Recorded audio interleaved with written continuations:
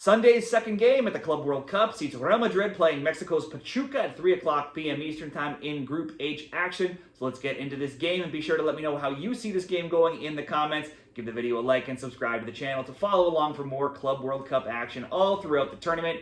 In this game, Real Madrid, unsurprisingly, they're favorites, minus 275. The draw, plus 450. Pachuca, plus 750. Over 2.5, minus 200. And the under, plus 150 over at Bet 365.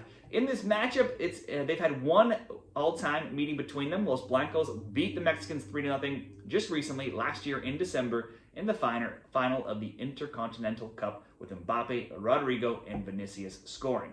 Let's look at Real Madrid here in this tournament, and Gonzalo Garcia scored in the 34th minute for Madrid, but Ruben Neves scored it in a PK just minutes later in Madrid's first game against Al Hilal, which ended in the 1-1 draw. The possession nearly equal, but Madrid led in shots 19-13 and shots on target 7-2, but had to do so without Kylian Mbappe, who was in the hospital with an illness. He's likely to miss out again here. Now, perhaps had he been in the lineup and was able to take a late-game penalty that was missed by Valverde, they could have come out with the victory.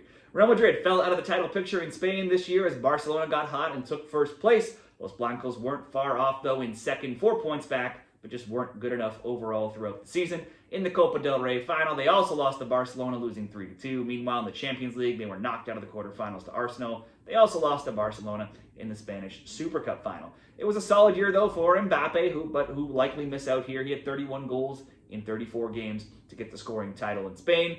Madrid did finish the year with 3 straight wins. They were 7-0-3 in their final 10, only losing to Barcelona twice and Arsenal in that time. They also scored multiple goals in each of their last 6, so it is now 4 games undefeated. Now, despite shutouts in their final 2 games, Madrid had allowed 1, 4, 2, and 3 in their 4 games prior. Granted, 2 of those came against Barcelona, but their defense often can be got out, and they've conceded now in 5 of their last 7. For Pachuca, they looked okay to start their match versus Salzburg on Matchday 1, but it was the Austrians who scored first in the 42nd minute. Pachuca drew level in the 56th. Salzburg scored again in the 76th to get the 2-1 win. Pachuca led, though, in possession, 51%, shots 17-10, and shots on target 6-5.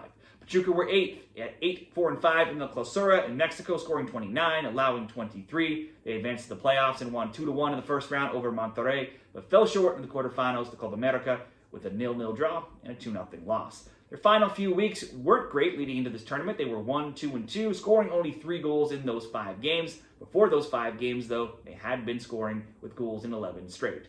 The Venezuelan Salomon Rondon led the way with 14 goals and 5 assists, followed by John Kennedy with 9 goals and 1 assist. So they could be players to look at for player props for Pachuca.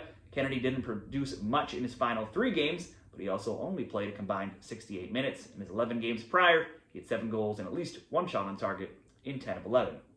Now, considering they were 16th in the Apertura the season prior, it's kind of been down times now for the Tuzos. However, go back not that far away. Last summer, June 2024, they did lift the CONCACAF Champions Cup trophy, which got them the spot in this tournament, so they are no strangers to big competitions. They did warm up for the Club World Cup with a friendly with fellow tournament team Al Ahly, which resulted in a 1-1 draw, and Pachuca winning in PKs. Real Madrid and Pachuca best bets. New head coach Xabi Alonso still missing tons of players for Real Madrid, and he's working in some new signings, though. Alexander-Arnold and Huijsen.